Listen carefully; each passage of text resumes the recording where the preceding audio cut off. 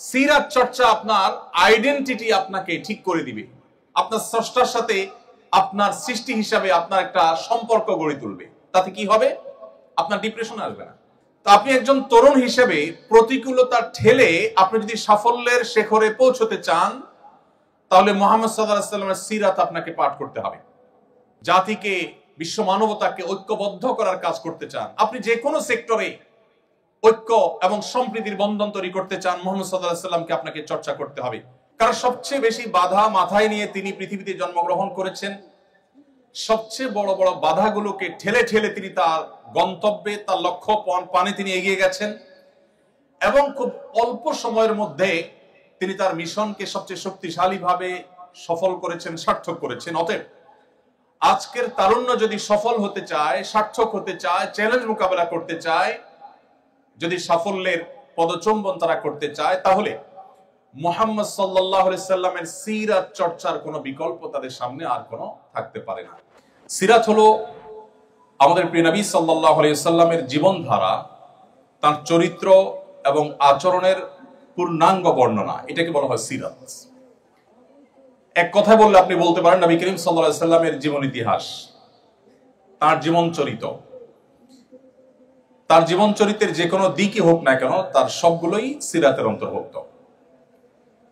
তারুণ্যের সাথে, তরুণদের সাথে সিরাতের একটা গভীর সম্পর্ক আছে। সিরাত চর্চা আমাদের তরুণদের কোন কোন ভাবে সমৃদ্ধ করতে পারে, কিভাবে বলিষ্ঠ করতে পারে, সে বিষয়ে আমরা কথা বলবো ইনশাআল্লাহ। কিন্তু তার আগে আমরা জানি যে সিরাতের সাথে তারুণ্যের সম্পর্কের জায়গাটা আসলে কোথায়। প্রথমত আপনারা হলেন সেই বীর পুরুষেরা যারা এদেশের বুকে থাকা জগদ্দল পাথর সরাবার দুঃসাহস করেছেন এবং সাফল্য আমাদেরকে দেখিয়েছেন। আপনারা সেই জেনজি প্রজন্ম, আপনারা এদেশের ভবিষ্যৎ, মুসলিম মিল্লাতের ভবিষ্যৎ। আপনাদের চেতনা এবং কর্ম এটাই এই জাতির মূল চালিকা শক্তি। এই জাতির গন্তব্য কোথায়, এই জাতি কোথায় গিয়ে থামবে, কতদূর যাবে, সেটি আমরা দেখতে পারি আপনাদের চেহারা থেকে। আমাদের তারুণ্যের দিকে তাকালে আমরা আঁচ করতে পারি, অনুভব করতে পারি যে আমাদের গন্তব্য কোথায়, আমরা কোন দিকে যাচ্ছি। যেহেতু তরুণরাই সমাজের ভবিষ্যৎ, অতএব প্রিয় নবী সাল্লাল্লাহু আলাইহি সাল্লামের জীবন চরিত্র, তার সিরাত, এটা সবচেয়ে বেশি প্রাসঙ্গিক, সবচেয়ে বেশি প্রয়োজন তরুণদের জন্য। দ্বিতীয়ত, প্রতিকূল পরিবেশে, সবচেয়ে প্রতিকূল পরিবেশে, সবচেয়ে স্বল্পতম সময়ে নিজের মিশনকে সবচেয়ে বলিষ্ঠভাবে, শক্তিশালীভাবে বাস্তবায়ন করবার দৃষ্টান্ত স্থাপন করেছেন যেই সর্বকালের সর্বশ্রেষ্ঠ মহামানব, সেই হযরত মুহাম্মদ সাল্লাল্লাহু আলাইহি ওয়াসাল্লাম তরুণদের জন্য তার জীবনে সবচেয়ে বেশি প্রাসঙ্গিক এজন্য যে তরুণদের সামনে বহুবিধ চ্যালেঞ্জ আছে, বহুবিধ বাধা আছে। তাদের স্বপ্নকে স্পর্শ করতে গিয়ে যে সমস্ত বাধা তাদের সামনে আসে, সেগুলোকে অতিক্রম করবার যে দীক্ষা মুহাম্মদ সাল্লাল্লাহু আলাইহি সাল্লামের জীবনীতে আছে, মানব ইতিহাসের অন্য কোন মনীষীর জীবনীতে আপনি সেটি পাবেন না। কারণ সবচেয়ে বেশি বাধা মাথায় নিয়ে তিনি পৃথিবীতে জন্মগ্রহণ করেছেন। সবচেয়ে বড় বড় বাধাগুলোকে ঠেলে ঠেলে তিনি তার গন্তব্যে, তার লক্ষ্য পানে তিনি এগিয়ে গেছেন এবং খুব অল্প সময়ের মধ্যে তিনি তার মিশনকে সবচেয়ে শক্তিশালী ভাবে সফল করেছেন, সার্থক করেছেন। অতএব আজকের তারুণ্য যদি সফল হতে চায়, সার্থক হতে চায়, চ্যালেঞ্জ মোকাবেলা করতে চায়, যদি সাফল্যের পদচুম্বন তারা করতে চায়, তাহলে মুহাম্মদ সাল্লাল্লাহু আলাইহি সাল্লামের সিরাত চর্চার কোনো বিকল্প তাদের সামনে আর কোনো থাকতে পারে না। এছাড়া কেন সিরাত আমাদের তরুণদের জন্য খুব বেশি প্রাসঙ্গিক, এর সর্বশেষ যে কারণটি উল্লেখ করতে চাই তা হলো আমাদের প্রিয় নবী সাল্লাল্লাহু আলাইহি ওয়াসাল্লামের যে সভা ছিল, তার যে মজলিস ছিল, তার যে একান্ত কাছের মানুষগুলো ছিলেন, যাদের মাধ্যমে তিনি দ্বীনকে, তাওহীদকে পৃথিবীতে প্রতিষ্ঠিত করেছেন, যাদের মাধ্যমে একের পর এক বাধার প্রাচীর তিনি ডিঙ্গিয়েছেন, সেই মানুষগুলোর মধ্যে যেমন সিনিয়ররা ছিলেন তেমন তরুণরা ছিলেন। যেমন বয়স্কদের অভিজ্ঞতা ছিল, তেমনি তারুণ্যের চঞ্চলতা ছিল।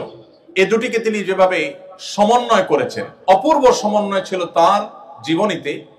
এটি পৃথিবীতে অনেক মনীষীর জীবনে আপনি খুঁজে পাবেন না।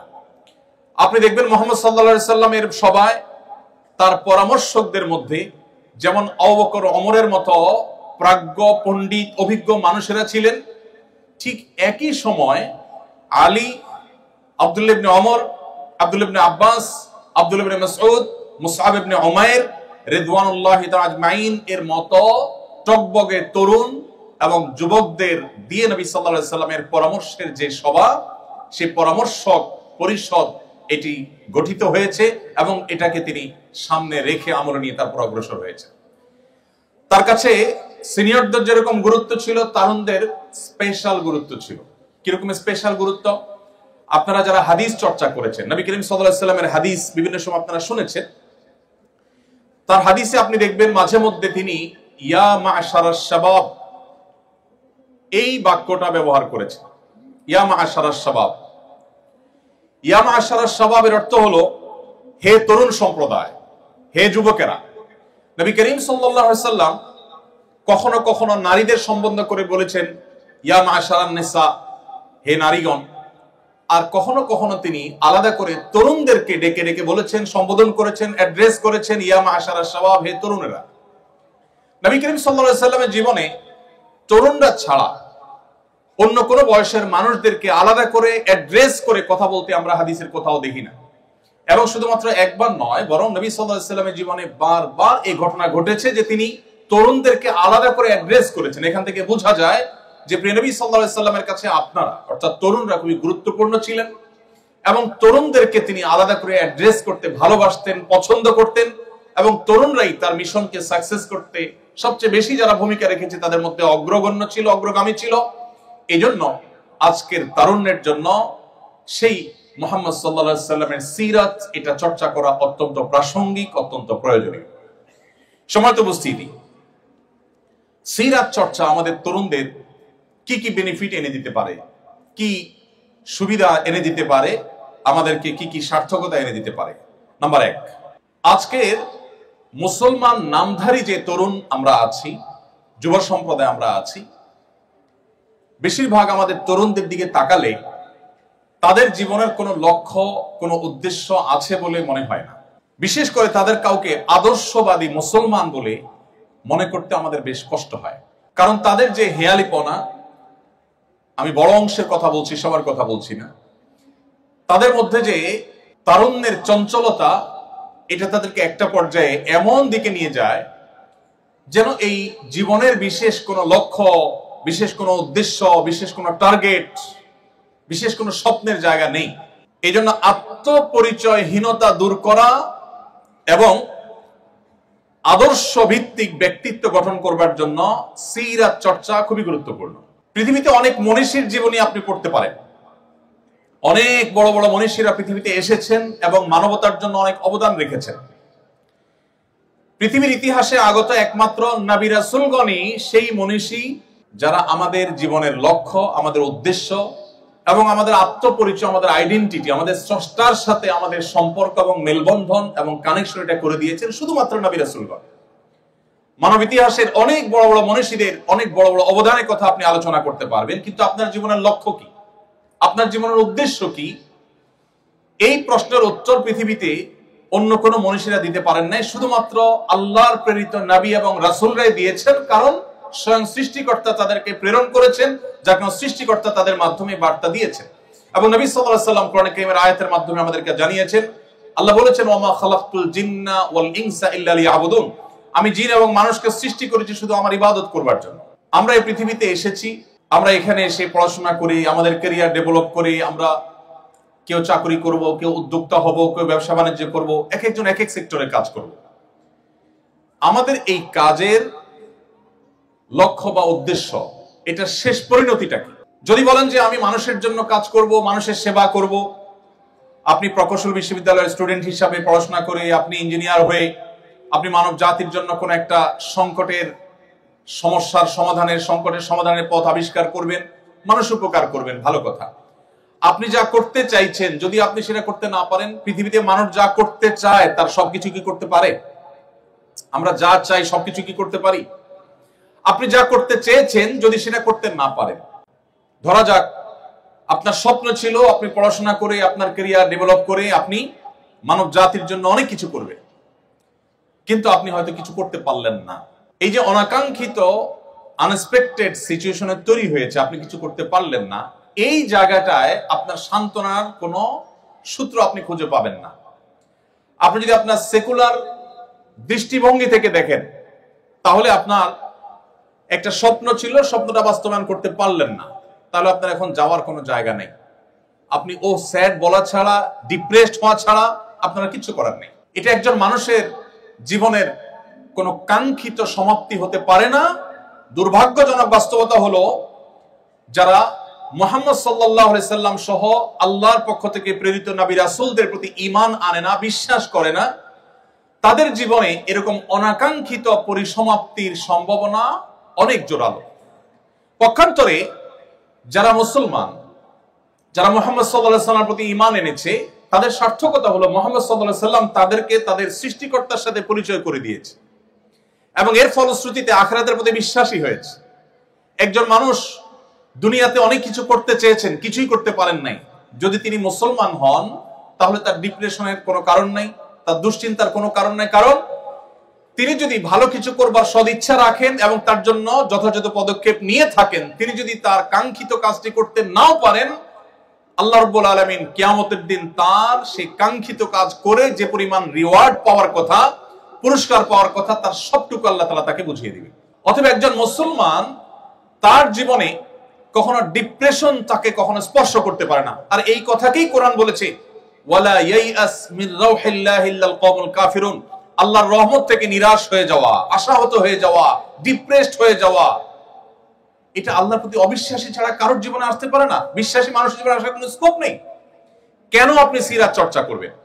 কারণ সিরাত চর্চা আপনার আইডেন্টিটি আপনাকে ঠিক করে দিবে, আপনার স্রষ্টার সাথে আপনার সৃষ্টি হিসাবে আপনার একটা সম্পর্ক গড়ে তুলবে। তাতে কি হবে? আপনার ডিপ্রেশন আসবে না। আপনারা ছাত্র মানুষ, আপনারা ইউনিভার্সিটি স্টুডেন্ট, স্কুল বা কলেজ বা স্কুল লাইফের দিকে ফিরে যান। আমাদের অনেক স্কুল স্টুডেন্ট আছেন যারা অনেক পড়াশোনা করেন, এসএসসি তে একটা ভালো ফলাফল করতে হবে তাকে, এইচএসসি তে একটা ভালো ফলাফল করতে হবে তাদের। এই ধরনের স্টুডেন্টদের জন্য আমাদের ডক্টর নাবিল ভাই অনেক কাজ করেন, মাশাআল্লাহ, অনেক চমৎকার চমৎকার তার দিক নির্দেশনা আছে, আমরা জানি আমাদের এই ধরনের স্টুডেন্টদের জন্য। তো স্টুডেন্টরা যখন খুব পড়াশোনা করে পরীক্ষার আগে, অনেক ছেলেপেলে আছে, অনেক ছেলেমেয়েরা আছে, তাদের পড়াশোনার অন্যতম লক্ষ্য থাকে একটা ভালো ফলাফল করা। আর ভালো ফলাফল কেন করতে চায়? তার প্রাথমিক লক্ষ্য, চূড়ান্ত লক্ষ্য তো ঠিক আছে, ভালো কলেজে ভালো ভার্সিটিতে চান্স পাবে, ভালো ক্যারিয়ার বিল্ড আপ করবে। প্রাইমারি একটা লক্ষ্য থাকে, সেটা হলো পাশের বাসার আন্টিকে একটু দেখায় দেওয়া। আছে না নাই? কেন পাশের বাসার আন্টিকে দেখাইতে হবে? কারণ আন্টি এসে সারাদিন মায়ের কাছে তার ছেলে মেয়ের গল্প শোনায়, এগুলো শুনতে আর ভালো লাগে না। এই জন্য মাজায় গামছা বেঁধে অনেক স্টুডেন্ট নেমে যায় যে এবার কিছু একটা করতে হবে, আন্টির মুখ বন্ধ করতে হবে, ভালো কিছু করতে হবে।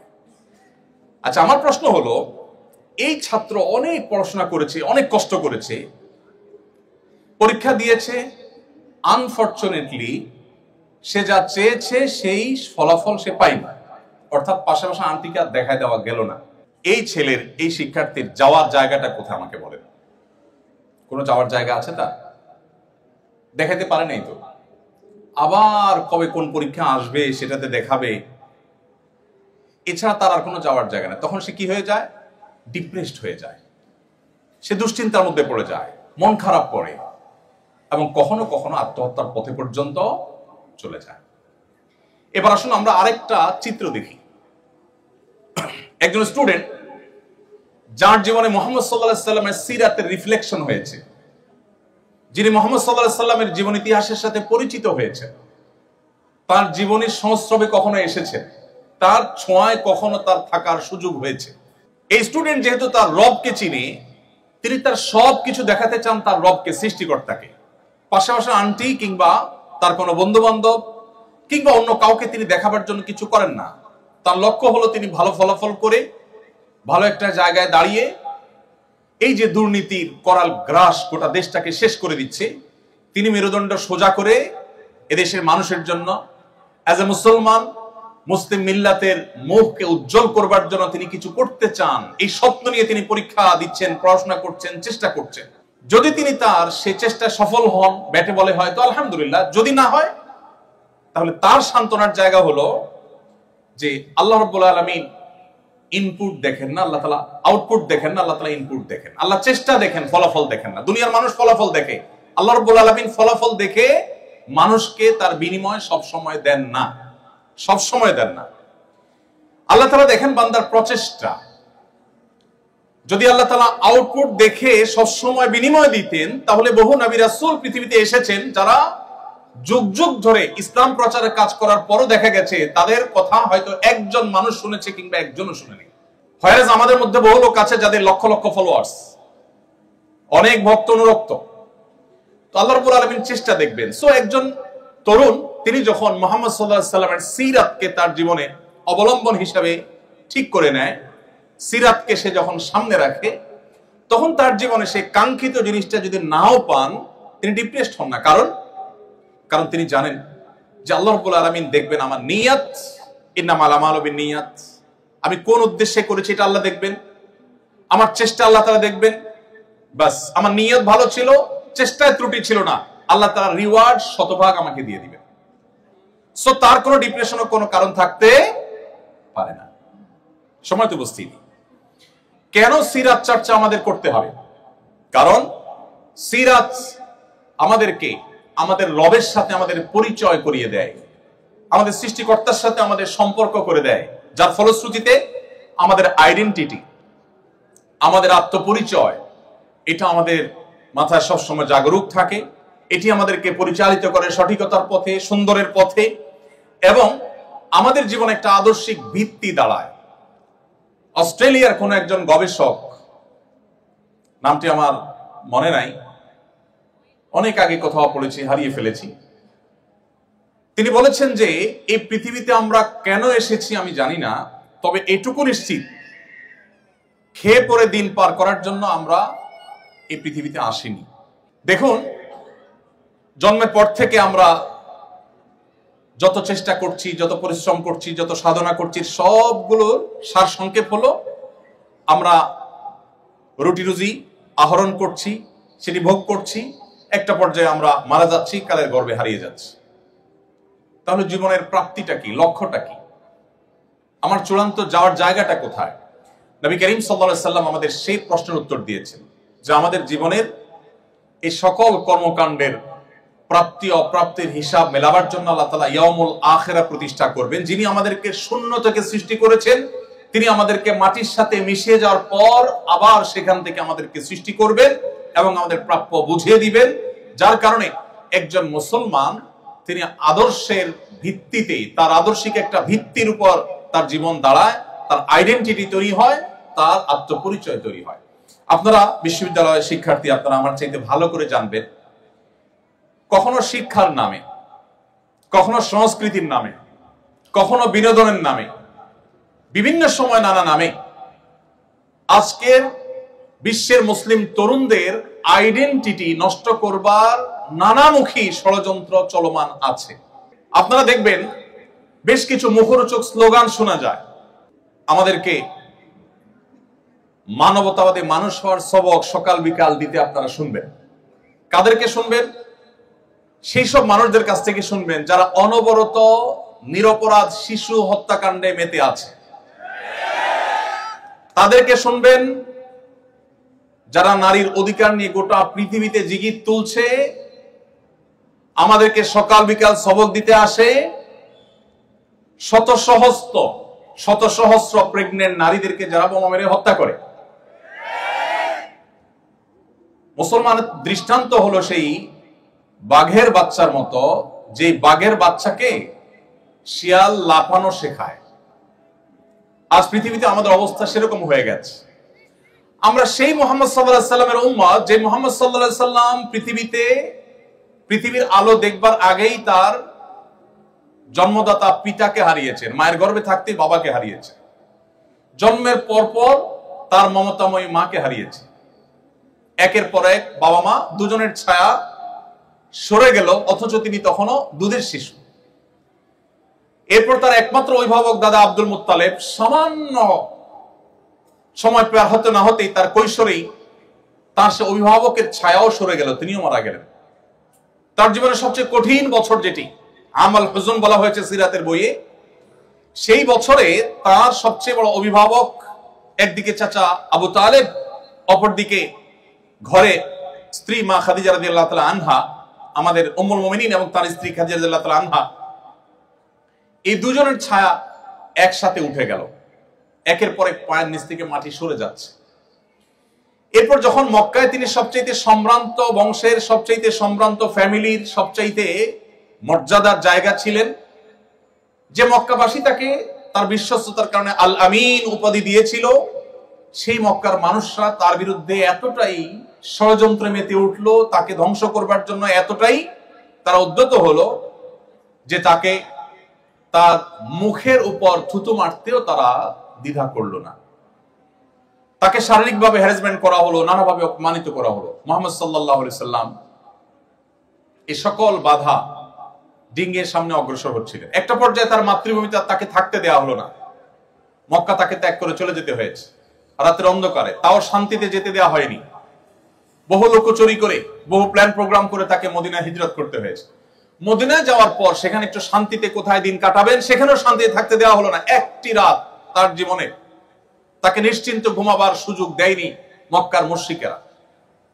কখনো চাপিয়ে দিয়েছে বদর, উহুদ, খন্দক, কখনো বা তাবুক, কখনো বা অন্য কোনো যুদ্ধ। এত বাধার পাহাড় ডিঙ্গিয়ে মদিনায় আসার পর মাত্র 10 বছর সময় পেয়ে গোটা পৃথিবীর পট পরিবর্তন করে দিয়েছে। কেন আপনাকে সিরাত জানতে হবে? কারণ আপনি সাকসেস তরুণ হতে চান, সাকসেস মানুষ হতে চান, সফল মানুষ হতে চান। পৃথিবীর ইতিহাসে এত চ্যালেঞ্জ মোকাবেলা করে এত দ্রুততার সাথে নিজের মিশনকে সাকসেস করতে পেরেছেন মুহাম্মদ সাল্লাল্লাহু আলাইহি ওয়াসাল্লাম ছাড়া আরেকজন মনীষী আপনি বের করতে পারবেন না। কেন আপনার তাকে পাঠ করতে হবে? কেন তার জীবনী আপনাকে জানতে হবে? কেন তার সিরাত আপনাকে চর্চা করতে হবে? কারণ তার সিরাত আপনাকে সাফল্যের চূড়ান্ত শিখরে পৌঁছতে সাহায্য করবে। সম্মানিত উপস্থিতি, আজ মুসলিম তরুণদের আত্মপরিচয় দূর করবার জন্য যে নানামুখী ষড়যন্ত্র চলমান আছে, সেই ষড়যন্ত্রগুলো সম্পর্কে আপনারা খুব ভালো করে জানেন। আমাদেরকে মানবতাবাদের সবক যারা শেখায় তারা জানে না মুসলমানকে আসলে আলাদা করে মানবতাবাদের সবক শেখানোর প্রয়োজন। পৃথিবীকে মানবতার শিক্ষাই দিয়েছে প্রথমে মুসলমানরা। মুহাম্মদ সাল্লাল্লাহু আলাইহি সাল্লামের চাইতে বেশি মানবতার শিক্ষা পৃথিবীতে কেউ কাউকে কখনো দিতে পারেনি। মুহাম্মদ সাল্লাল্লাহু আলাইহি সাল্লাম সেই মানুষ যার শুধু মানবতার বিষয়ে শত সহস্র আলোচনা করে তার মানবিক দিকটাকে পরিপূর্ণভাবে তুলে ধরা আমাদের দ্বারা সম্ভব নয়, আমরা সেদিকে যাচ্ছি না। তো আত্মপরিচয়হীনতা দূর করে আমাদের নিজস্ব সংস্কৃতির প্রতি অনুরাগী হতে আমাদেরকে সাহায্য করবে যদি আমরা নবী সাল্লাল্লাহু আলাইহি ওয়াসাল্লামের সিরাত পাঠ করি। নাম্বার 2, আপনারা সবাই তরুণ, অনেকে আছেন যে বাবা মার যথেষ্ট অর্থ সম্পদ আছে, পারিবারিক ভিত্তি যথেষ্ট স্ট্রং এবং মজবুত। এত সত্ত্বেও আমাদের সামনে যে পথ চলা, সেই পথ চলা কি সব সময় মসৃণ হয়, না কখনো কখনো কণ্টকাকীর্ণ হতে পারে? মসৃণ থাকবে সব সময় আমাদের জীবনে পথ চলা? বরং বাস্তবতা হলো আল্লাহ রাব্বুল আলামিন কোরআনে কারীমে একাধিক জায়গায় এই বিষয়টি আল্লাহ তাআলা উল্লেখ করেছেন যে মানুষের পুরো জীবনটাই সংগ্রামী জীবন। প্রত্যেকটা স্টেপেই তাকে সংগ্রাম করতে হয়, সংগ্রাম করে করে তাকে এগোতে হয়। তো আপনি একজন তরুণ হিসেবে প্রতিকূলতার ঠেলে আপনি যদি সাফল্যের শিখরে পৌঁছতে চান, তাহলে মুহাম্মদ সাল্লাল্লাহু আলাইহি ওয়াসাল্লামের সিরাত আপনাকে পাঠ করতে হবে, তাহলে আপনাকে সিরাত চর্চা করতে হবে। কারণ কিভাবে চরম বিপদেও ধৈর্য ধারণ করতে হয়, অত্যন্ত প্রত্যয়ী এবং দৃঢ়পদ থাকতে হয়, এটা মুহাম্মদ সাল্লাল্লাহু আলাইহি সাল্লামের জীবনের প্রতিটি পৃষ্ঠায় পৃষ্ঠায়, প্রতিটি পাতায় পাতায় আপনি পাবেন। আপনি মুহাম্মদ সাল্লাল্লাহু আলাইহি সাল্লামের জীবনের ইতিহাস যদি খোলেন, প্রতিটি পাতায় দেখতে পাবেন একের পর এক চ্যালেঞ্জ কিভাবে তিনি মোকাবেলা করেছেন। সবচেয়ে ইন্টারেস্টিং বিষয় হলো, এত বাধা সত্ত্বেও কোন ইতিহাসবিদরা, এমনকি অমুসলিমদের লেখা যে সমস্ত জীবন চরিত আছে মুহাম্মদ সাল্লাল্লাহু আলাইহি সাল্লামের, তার কোনটিতেও আপনি এটি দেখাতে পারবেন না যে মুহাম্মদ সাল্লাল্লাহু আলাইহি সাল্লাম এত টেনশনে, এত চাপে, এত মানসিক প্রেসারে তিনি কখনো নাউজুবিল্লাহ খেই হারিয়ে ফেলেছেন, রেগে গেছেন, কাউকে সরি বলতে হয়েছে। তার জীবনে এরকম কোন অধ্যায় আসেনি। যদি আপনি প্রতিকূলতা ঠেলে আপনার তারুণ্যকে সাফল্যের সর্বোচ্চ শিখরে নিতে চান, তাহলে আপনাকে সিরাত চর্চা করতে হবে। কারণ মুহাম্মদ সাল্লাল্লাহু আলাইহি সাল্লাম তার জীবনে যতটা প্রতিকূলতা ঠেলে তার মিশন ইসলামকে, তাওহীদকে, আল্লাহর একত্ববাদকে পৃথিবীতে সবচেয়ে বলিষ্ঠভাবে প্রতিষ্ঠিত করে গেছেন, এটি পৃথিবীতে অন্য কোন মনীষী করতে পারেনি। মাত্র 23 বছর সময় পেয়েছেন। নবুয়তের দায়িত্ব বুঝে পাওয়ার পর মাত্র 23 বছরের মধ্যে গোটা বিশ্বের পট পরিবর্তন করে দিয়েছেন, রুট চেঞ্জ করে দিয়েছেন, ইতিহাস পরিবর্তন করে দিয়েছেন।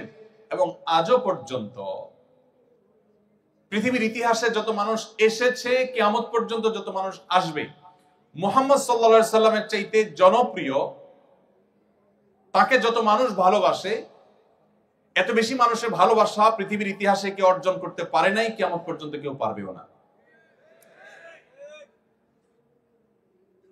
মুসলমানরা পৃথিবীতে সবচেয়ে সংখ্যা বেশি তা কিন্তু না, আমরা জানি। কিন্তু এত সত্ত্বেও মুহাম্মদ সাল্লাল্লাহু আলাইহি সাল্লাম পৃথিবীতে চলে যাওয়ার প্রায় ১৫০০ বছর অতিক্রান্ত হওয়ার পরও এখনো যদি পৃথিবীর কোন প্রান্তে কেউ মুহাম্মদ সাল্লাল্লাহু আলাইহি সাল্লামকে নিয়ে একটা কটু কথা বলে, পৃথিবী জুড়ে লক্ষ লক্ষ কোটি কোটি মানুষের হৃদয়ে রক্তক্ষরণ হয় কি হয় না? এই যে হৃদয়ে রক্তক্ষরণ হয়, ১৫০০ বছর আগে একজন মানুষ পৃথিবী থেকে চলে গেছেন। ১৫০০ বছর, ১৫০ বছর না। কতটা প্রভাব মানুষের অন্তরে তিনি রেখে গেছেন যে ১৫০০ বছর পরও যদি তাকে নিয়ে কেউ কোনো কটু কথা বলে, কোটি কোটি মানুষ পৃথিবী জুড়ে এখনো তার জন্য কাঁদে, চোখের পানি ফেলে, সংক্ষুব্ধ হয়। এর বিপরীতে আসুন, মাত্র ১৫০ বছর, ১৫০০ না, মাত্র ১৫০ বছর আগে পৃথিবী থেকে চলে যাওয়া কোনো মনীষী, হতে পারেন কোনো প্রভাবশালী পলিটিশিয়ান, হতে পারেন কোনো বড় বিজ্ঞানী যার অনেক অবদান আছে মানুষের জন্য, হতে পারেন কোনো ধর্মীয় ব্যক্তিত্ব যিনি অনেক বেশি জনপ্রিয় ছিলেন, হতে পারেন যে কোনো সেক্টরের মানুষ, মাত্র ১৫০ বছর আগে পৃথিবীতে ছিলেন, খুবই প্রাসঙ্গিক ছিলেন যখন ছিলেন। তিনি চলে যাওয়ার পর এখন যদি গুলিস্তানের মোড়ে দাঁড়িয়ে কেউ তার ১৪ গোষ্ঠীর নামের তালিকা ধরে ধরে গালিগালাজ করে বা নিন্দামন্দ করে, খারাপ বা কটু কথা বলে, আপনি আশপাশে মাথা ঘুরিয়ে তাকালে দেখতে পাবেন কারোর কোনো ভাবলেশ নেই, কারোর কোনো ভাবনা নেই, কারোর কোনো মাথা ব্যথা নেই। পৃথিবীতে যদি কেউ অমর হতে চায়, পৃথিবীতে যদি কেউ টিকে থাকতে চায়, পৃথিবীতে যদি কেউ সহস্র সহস্র বছর, লক্ষ বছর প্রাসঙ্গিক থাকতে চায়, মুহাম্মদ সাল্লাল্লাহু আলাইহি সাল্লামের জীবন ইতিহাস চর্চার কোনো বিকল্প পথ তার সামনে খোলা নেই। আপনি আমাকে দেখাতে পারবেন না আরেকজন মানুষ ১৫০০ বছর আগে পৃথিবীতে ছিলেন, এখনো তিনি প্রাসঙ্গিক, এখনো তার জন্য মানুষের মন কাঁদে। আপনাদের পছন্দের অনেক খেলোয়াড় আছে, অনেক তথাকথিত তারকা আছে, আমি জানি আপনারা অনেকে ফলো করেন, যাদের হয়তো সোশ্যাল মিডিয়াতে মিলিয়ন মিলিয়ন ফলোয়ার্স আছে। তারা যদি অবসরে চলে যান তাদের খেলা থেকে, তাদের সেক্টর থেকে, কয়েক বছরের মধ্যেই দেখবেন তারা অপ্রাসঙ্গিক হয়ে গেছে। বড়জোর ১ যুগ ২ যুগ বা সামান্য কিছু বছর হয়তো তাদের নিয়ে আলোচনা হবে, একটা সময় তারা ইতিহাসের পাতায় হারিয়ে যাবেন। কালে ভদ্রে তাদের নাম হয়তো উল্লেখ নেওয়া হবে, তাদের কোনো ভক্ত অনুরক্ত সেভাবে থাকবে না, কোনো প্রভাব সেভাবে থাকবে না। যত নবী রাসূল পৃথিবীতে এসেছেন সবাই পৃথিবীতে সবচেয়ে বেশি প্রভাব সৃষ্টিকারী, সবচেয়ে বেশি প্রাসঙ্গিক। বিজ্ঞানের উৎকর্ষের এই সময় এসেও মুহাম্মদ সাল্লাল্লাহু আলাইহি সাল্লামের প্রাসঙ্গিকতা চুল পরিমাণ, বিন্দু পরিমাণ কমে নাই, বরং বাড়ছে। পৃথিবী যত সংকটে নিপতিত হবে, যত সংকটের মুখোমুখি হবে, মানবতা যত বিপর্যস্ত হবে, তত বেশি মুহাম্মদ সাল্লাল্লাহু আলাইহি সাল্লামকে স্মরণ করতে বাধ্য হবে। মানবতার সামনে আল্লাহর প্রেরিত রাসূল, মহান সৃষ্টিকর্তার প্রেরিত দূতের দেখানো পথ ছাড়া সত্যিকারের এবং দীর্ঘস্থায়ী সমাধানের এবং মুক্তির আর কোনো পথ খোলা নেই। ভাইরা আমার, এক্সপেরিমেন্ট বা পরীক্ষা নিরীক্ষা পৃথিবী বহু চালিয়েছে, এখনো চালাচ্ছে। একমাত্র ঘুরে ফিরে যে জীবন দর্শন মানুষের জন্য সবচেয়ে বেশি বাস্তবসম্মত, উপযোগী এবং উপকারী হিসাবে প্রমাণিত, সেটি হলো নবী রাসূলদের আদর্শ। সর্বশেষ নবী মুহাম্মদ মুস্তাফা সাল্লাল্লাহু আলাইহি সাল্লামের জীবনী সেজন্য আমাদের চর্চা করতে হবে। সম্মানিত বন্ধুগণ, কেন আমাদের সিরাত চর্চা করতে হবে? আপনি একজন টকবগে তরুণ হিসেবে যদি আপনি সমাজের অন্যায় অনাচারের বিরুদ্ধে লড়তে চান, বিশেষ করে আমাদের এই প্রিয় স্বদেশের কথা যদি বলি, যেখানে রন্ধ্রে রন্ধ্রে প্রতিটি খাঁজে ভাঁজে যেখানে অনিয়ম, অন্যায়, অনাচার ছেয়ে গেছে, আপনি যদি জগদ্দলে পাথর সমাজের বুক থেকে সরাতে চান, তাহলে আপনার জন্য মুহাম্মদ সাল্লাল্লাহু আলাইহি সাল্লামের সিরাত চর্চার কোনো বিকল্প নেই। কারণ আপনি দেখবেন মুহাম্মদ সাল্লাল্লাহু আলাইহি সাল্লাম মক্কা যখন আগমন করেছেন, তিনি সেখানকার যত কুসংস্কার ছিল, জাহিলি যুগের যত অন্যায় অনাচার ছিল, যত জঞ্জাল ছিল, সেগুলোকে তিনি দূর করেছেন। কত বছরে? মাত্র 23 বছর সময়ের মধ্যে। শুধু মক্কার অনাচার নয়, তখনকার পৃথিবীতে যত অনাচার ছিল, এই সমস্ত অনাচারগুলোকে একটি একটি করে সবগুলোর কবর রচনা করেছেন মুহাম্মদ সাল্লাল্লাহু আলাইহি সাল্লাম। আপনারা জানেন, আমাদের বোনরা শুনছেন এখানে নিশ্চয়ই, কন্যা হিসাবে যে সমাজে জন্মগ্রহণ করাটাকে অপরাধ মনে করা হতো। আল্লাহ কোরআনে বলেছেন, ওয়াইযা বুশশিরা আহাদুহুম বিল উনসা যাল্লা ওয়াজহুহু মুসওয়াদ্দান ওয়া হুয়া কাযীব। নবী সাল্লাল্লাহু আলাইহি সাল্লাম যে সমাজে এসেছেন, সে সমাজে কারোর কন্যা সন্তান হয়েছে এই সংবাদ শোনানো হলে তার মুখটা কালো হয়ে যেত। ইয়াতাওয়ারা মিনাল কওম, তিনি মুখ লুকাতেন, মানুষের সামনে মুখ দেখাতে চাইতেন না, কারণ তার কন্যা সন্তান হয়েছে। আপনি চিন্তা করতে পারেন যে এই জায়গা ছিল কন্যা বা মেয়েদের অবস্থান। সময় কিন্তু 23 বছর। মাত্র এই 23 বছরের মধ্যে নারীকে সেই অতল গভীর থেকে তুলে আকাশের সর্বোচ্চ শিখরে রেখে নবী করিম সাল্লাল্লাহু আলাইহি সাল্লাম এমন এক সমাজ গঠন করেছেন মাত্র 23 বছরে, যেই সমাজে কন্যার বাবা হওয়া ছেলের বাবা হওয়ার চাইতে বেশি গৌরবের বিষয় পরিণত হয়েছে। আপনারা অনেকেই হাদিস জানেন, নবী করিম সাল্লাল্লাহু আলাইহি সাল্লাম বলেছেন, কারোর যদি দুটি কন্যা সন্তান থাকে এবং সে যদি সেই দুটি কন্যা সন্তানকে সুশিক্ষা দেয়, সঠিক দীক্ষা দেয়, তাদের মধ্যে কোনো বৈষম্য না করে, সুবিচার করে, তাদেরকে সুশিক্ষা শিক্ষিত করে, আদর্শবান মুসলিম করে, ভালো পাত্রস্থ করে, এক কথা তাদের সকল অধিকার যদি সঠিকভাবে আদায় করে এবং কন্যা সন্তান হয়েছে এটার জন্য তিনি কোনো লজ্জিত, অনুতপ্ত বা হেজিটেশন ফিল না করে প্রাউড ফিল করেন, নবী করিম সাল্লাল্লাহু আলাইহি সাল্লাম তার জন্য জান্নাতের, বরং নবী সাল্লাল্লাহু আলাইহি সাল্লামের সান্নিধ্যে জান্নাতে থাকার শুভ সংবাদ দিয়েছেন। অথচ আমি নিজেও ছেলে, আপনারাও এখানে আমার সামনে যারা আছেন তারা ছেলে। এমন কোন হাদিস আমি পাইনি যে এক ডজন পুত্র সন্তান জন্ম দেওয়ার এই সৌভাগ্য বিরল অর্জনের কারণে নবী সাল্লাল্লাহু আলাইহি সাল্লাম কোন বাবা মাকে এই সুসংবাদ শুনিয়েছেন যে জান্নাতের বারান্দার কাছাকাছি যাওয়া যাবে। আমি এটা পাইনি। কিন্তু দুটি কন্যা সন্তান হলে জান্নাতে শুধু থাকা নবী সাল্লাল্লাহু আলাইহি সাল্লামের সান্নিধ্যের সৌরভ পাবে, এই শুভ সংবাদ তিনি দিয়েছেন। শুধু তাই নয়, ইমাম মালিক রাহমাতুল্লাহ একটা চমৎকার উক্তি আছে, তিনি বলেছেন, আল আম্বিয়া ওয়া আবুল বানাত, নবী রাসূলগণ কাকতালীয় ভাবে হোক আর আল্লাহ তাআলার সুপরিকল্পনার অংশ হোক, অবশ্যই আল্লাহর প্রত্যেকটা কাজে হিকমত দ্বারা পরিপূর্ণ। তিনি বলেছেন, যত নবী রাসূল পৃথিবীতে এসেছে, অ্যানালাইসিস করলে দেখা যায় বেশিরভাগ নবী রাসূলদেরকে আল্লাহ তাআলা মেয়েদের বাবা করেছেন। আমাদের নবী করিম সাল্লাল্লাহু আলাইহি সাল্লামের ছেলে সন্তান হয়েছে, কিন্তু আল্লাহ তাআলা তাদেরকে একেবারে সেই শৈশবে নিয়ে গেছে। তার 4টি কন্যা সন্তান স্বাভাবিক জীবন যাপন করে বড় হয়ে সংসার করে তারপর দুনিয়া থেকে গেছেন। 4টি কন্যা সন্তান, একটি ছেলে সন্তানও তার বড় হয়ে স্বাভাবিক জীবন যাপন করবার সুযোগ পায়নি। অর্থাৎ নবী করিম সাল্লাল্লাহু আলাইহি সাল্লাম 4 জন মেয়ের বাবা ছিলেন, এবং এজন্য মক্কার মুশরিকরা তাকে বিদ্রুপ করে বলতো যে মুহাম্মদ মারা গেলে তার নাম নেয়ার মতো মানুষ কেউ থাকবে না, কারণ কোনো ছেলে নাই, তার বংশ কিভাবে থাকবে টিকে। যারা বলেছিল তারা ইতিহাসে রাস্তা করে নিক্ষিপ্ত হয়ে গেছে। মুহাম্মদ সাল্লাল্লাহু আলাইহি সাল্লামের নামে নামকরণ করা পৃথিবীর যে কোনো দেশে, যে কোনো সমাজে, বিশেষ করে যেখানেই মুসলমান আছে সেখানে আপনি দেখবেন, এমনকি ইংল্যান্ডের সন্তানদের নামকরণের ক্ষেত্রে দেখা গেছে যে প্রায় বছরই সবচেয়ে বেশি সংখ্যক সন্তান বা শিশুদের নাম রাখা হয় মোহাম্মদ নামে। যারা মনে করেছিল মুহাম্মদ সাল্লাল্লাহু আলাইহি সাল্লামের ছেলে সন্তান না থাকলে তিনি হারিয়ে যাবেন, তারা হারিয়ে গেছে। মুহাম্মদ সাল্লাল্লাহু আলাইহি সাল্লাম পৃথিবীতে এখনো প্রাসঙ্গিক আছেন।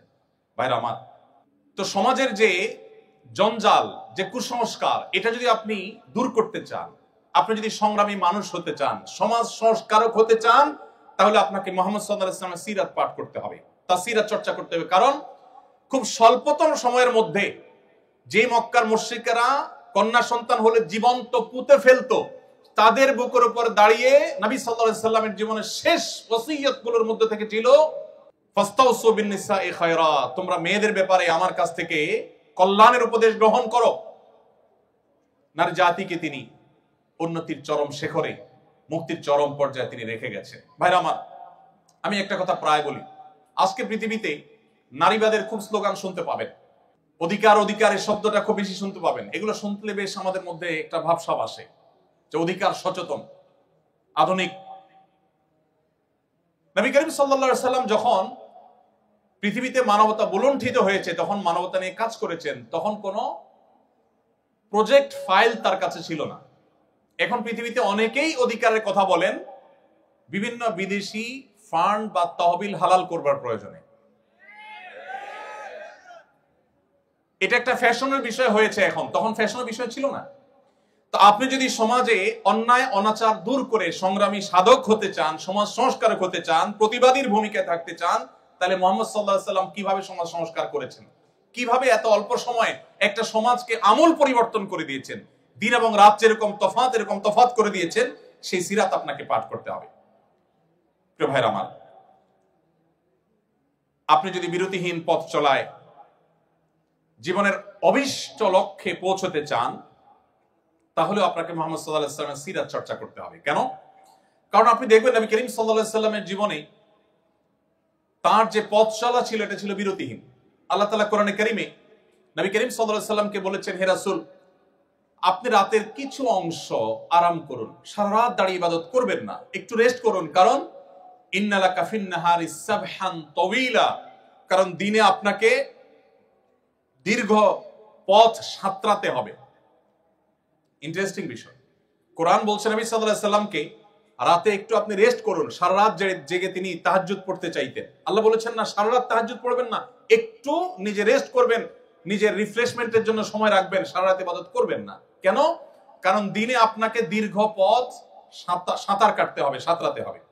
প্রশ্ন হলো, নবী সাল্লাল্লাহু আলাইহি সাল্লাম যে মক্কায় ছিলেন বা মদিনায় ছিলেন, সেখানে সাঁতার কাটার কোনো অপশন ছিল না। এবং তখনকার আরবেরা, এমনকি এখনকার আরাবিয়ানরাও, তারা আমাদের মতো নদীমাতৃক এলাকার মানুষ না। তাদের সাঁতার কাটা বেশিরভাগ মানুষই জানে না বললেই চলে।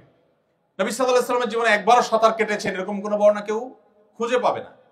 তাহলে আল্লাহ তাআলা বলতে পারতেন যে আপনাকে দীর্ঘ পথ অতিক্রম করতে হবে, পাড়ি দিতে হবে, হাঁটতে হবে, চলতে হবে, সারা বলে আল্লাহ তাআলা সাঁতার কাটা কথা কেন বললেন? এ বিষয়ে তাফসীর বিশেষজ্ঞ বিশ্লেষক ওলামা ইকরাম বলেন, এখানে আল্লাহ তাআলা একটি বার্তা দিতে চেয়েছেন। সেটি হলো, মানুষ পায়ে হেঁটে চললে একটু বিরতি নেয়, অন্য যে কোনো বাহনে গেলে মানুষ হয়তো একটু বিরতি নেওয়ার অপশন থাকে, কিন্তু কেউ যদি সাঁতার কাটে তাহলে তার গন্তব্যে পৌঁছার আগ পর্যন্ত বিরতির কোনো সুযোগ থাকে না। নবী করিম সাল্লাল্লাহু আলাইহি সাল্লামের যে কাজ, এই কাজ ছিল বিরতিহীন। এজন্য তার সারা জীবন তিনি বিরতিহীনভাবে চেষ্টা চালিয়েছেন। আপনি যদি সেই মোটিভেশন ধরে রাখতে চান যে কিভাবে আপনি সারা জীবন কাজ করবেন মানুষের কল্যাণে, আল্লাহর সন্তুষ্টি লাভ করে জান্নাত প্রাপ্তির আশায়, তাহলে সেক্ষেত্রে আপনাকে সিরাত চর্চা করতে, আপনার জীবনের পরতে পরতে সেটাকে আপনি প্রাসঙ্গিক এবং রিলেভেন্ট আপনি দেখতে পাবেন। আপনার যদি লিডারশিপ এবং নেতৃত্বের ইচ্ছা থাকে, স্বপ্ন থাকে, তাহলে আপনাকে সিরাত চর্চা করতে হবে। কারণ নবী করিম সাল্লাল্লাহু আলাইহি সাল্লামকে দেখবেন যে তিনি তরুণ বয়স থেকেই সততা, ন্যায় বিচার, দূরদর্শিতা এগুলার সবচেয়ে উৎকৃষ্ট উদাহরণ সৃষ্টি করেছেন, দৃষ্টান্ত স্থাপন করেছেন। তিনি কিন্তু যখন বয়সে তরুণ ছিলেন তখনই মক্কায় বাহির থেকে আসা মানুষজন যারা নির্যাতিত হতো, নানাভাবে নিষ্পেষিত হতো, নানাভাবে জুলুমের শিকার হতো, এই মানুষগুলোর মুক্তির জন্য ঐতিহাসিক যে হিলফুল ফুজুল সংগঠিত হয়েছিল সেই সংগঠনের সাথে তিনি সম্পৃক্ত হয়ে গেছেন। এবং যখন মক্কার কাবার পুনর্নির্মাণের উদ্যোগ নিলেন নবী সাল্লাল্লাহু আলাইহি সাল্লামের দাদা আব্দুল মুত্তালিব, নবী সাল্লাল্লাহু আলাইহি সাল্লাম তখন কিশোর ছিলেন, অনেক ছোট মানুষ ছিলেন। যখন মক্কার মুশরিকরা সবাই মিলে কাবা ঘর ভেঙে যাচ্ছিল, অনেক পুরাতন হয়ে গেছে স্থাপনা, এটাকে পুনর্নির্মাণ করলেন, তখন কালো পাথর যেটি হাজরে আসওয়াদ, এই পাথরটা পুনর্নির্মাণের করে এটিকে আবার আগের জায়গায় স্থাপন করা হবে, এই কাজটি কে করবে, এটা নিয়ে তাদের মধ্যে বিবাদ দেখা দিল। আপনারা জানেন মক্কার মুশরিকদের মধ্যে সেই বিবাদ ছিল, এবং বিবাদটা এতটাই ছিল প্রকট যে সামান্য একটু কুয়া থেকে কার ওট আগে পানি পান করলো, এই ঘটনাকে কেন্দ্র করে যুগ যুগ ধরে তারা বংশকে বংশ করে তারা যুদ্ধ করত। সেই জাতি, অবোধ জাতি, তারা এই পাথর রাখা নিয়ে বিবাদে লিপ্ত হলো, কোনোভাবে মীমাংসা করতে পারলো না। মুহাম্মদ সাল্লাল্লাহু আলাইহি সাল্লামের অভিনব এক কৌশলের মাধ্যমে তার সে অল্প বয়সে তিনি সেই সমস্যার সমাধান করেছেন। লিডারশিপ, নেতৃত্ব দেওয়ার যোগ্যতা, সমাজে মীমাংসা করবার যোগ্যতা, সমাজকে সংকট থেকে উত্তরণের যোগ্যতা তার সেই কৈশোর থেকে তার জীবনে ছিল। আপনি যদি সিরাত গ্রন্থ পড়েন, এরকম প্রতিটি পৃষ্ঠায় পৃষ্ঠায় আপনি এটি দেখতে পাবেন। নবী করিম সাল্লাল্লাহু আলাইহি সাল্লামকে দেখবেন সিদ্ধান্ত গ্রহণে বুদ্ধিমত্তা।